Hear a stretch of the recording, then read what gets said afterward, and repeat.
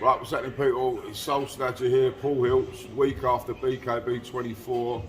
Got the win over the American Quartus Stitt, and yeah, we're just going to catch up and thank a few people and tell you about the night.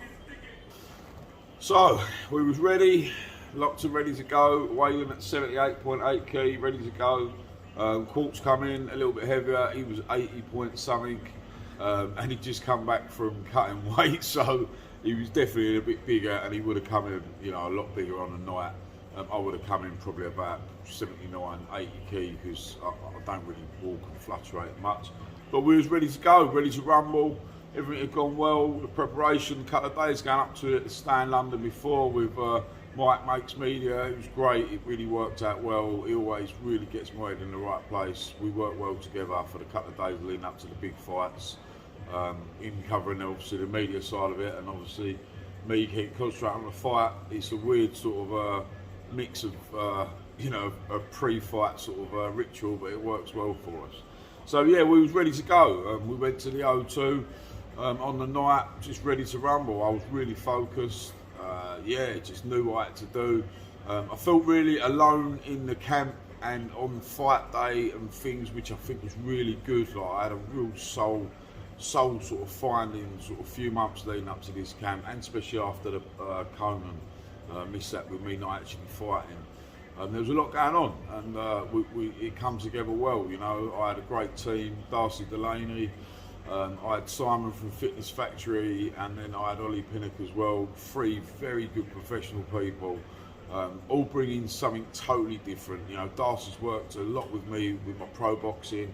He was always in my corner for my pro fights, and then he's always stayed in contact away from, you know, through my career sort of thing. And then he's come, now he is on the team. He's my cuts man and my corner man, and I feel privileged to have him in the corner.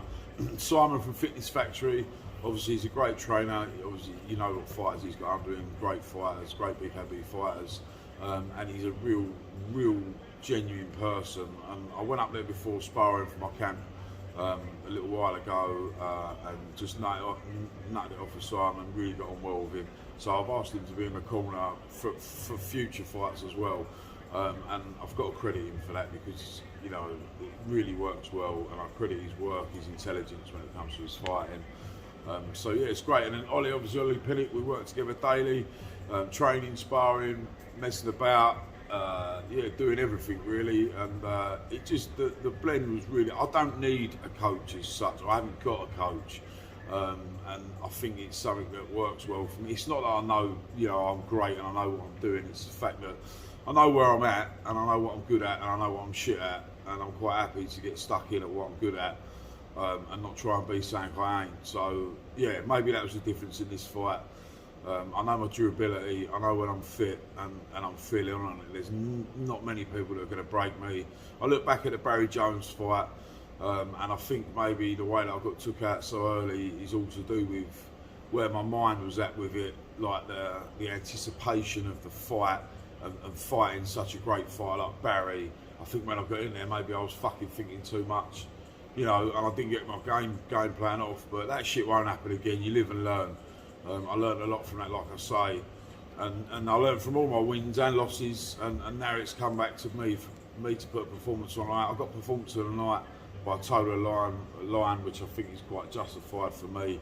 You know, I don't show much sort of skill set as such, and, you know, all round different bits of boxing and stuff when I fight, because all my fights more or less are finished in the first round, apart from the Nathan one. But then the Nathan one, I think I was holding off because it was the 5 rounds and I've never been there. Now I've got that experience, so I weren't holding off this time, and I stopped it before the rounds, you know. So I think there's the proofs in the pudding, and we know exactly where we're at with everything now, everything. So I think I've become a bit more, you know, I've got 5 wins, 5 knockouts, which you could say means I'm a dangerous fighter. But when my head's in the right place, which I think it is now, and I really do think that my head's in the right place, it makes me more of a dangerous fighter, and a happy fighter is a dangerous fighter. And I'm happy now on my sort of single track, where I'm going with my fighting and who I plan to be taking out at 79 kg. And we're just going to push on and keep getting the results, and yeah, we're going to get them titles.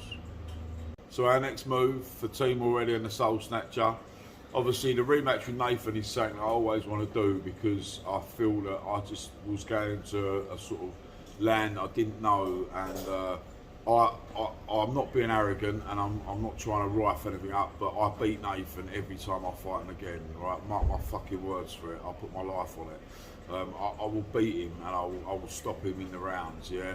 And that's not being muggy to him, and I'm not trying to fucking talk shit to get the fight or whatever. I'm stating facts, yeah? Nathan is the British champion, and he's now saying he's going to fight for the world title, this, that and the other. Fair play to him, yeah? He beat me, so that's, you know, that's his journey, that's what he wants to do. What I'm saying here is, if Nathan's got to make a defence of his British title, or whatever, then it needs to be against me, yeah? I was meant to fight Conan because we both lost against Nathan. Then the winner of us fights Nathan for the British title, right? Conan fucking backed out of the fight on the day with me, yeah? So I was ready to go. Now I've just fought this American and fucking sat him down. Now I want that rematch with Nathan, okay? And it fucks me off talking about him, giving him exposure, you know, when it should be about my journey. But the fact is, he's a British title holder, so if I want that British title, I've got to take him out, and I'm willing to do it, yeah? Put the fight on, put the rematch on, and I guarantee you that I'm going to beat him, yeah? Other than that, I do think that Nathan could be on this fucking fairy tale ride where he's going to go, now they're going to bring someone in for him to fight for the world title, and then he's to become world champion, and the British is going to become vacant. If it becomes vacant, then fucking I feel sorry for whoever it comes to fight me, because I'm ready and I'm willing, and I want it. I want that title, yeah. I want whoever put in front of me, I'll take them out, okay? If Nathan rematch don't come out, so fucking what? I'll move on and get on with it. That's what fighting's about. So I'm ready for anyone, yeah? Any opponent they want to put up in front of me for these titles or whatever, I'm ready to take out.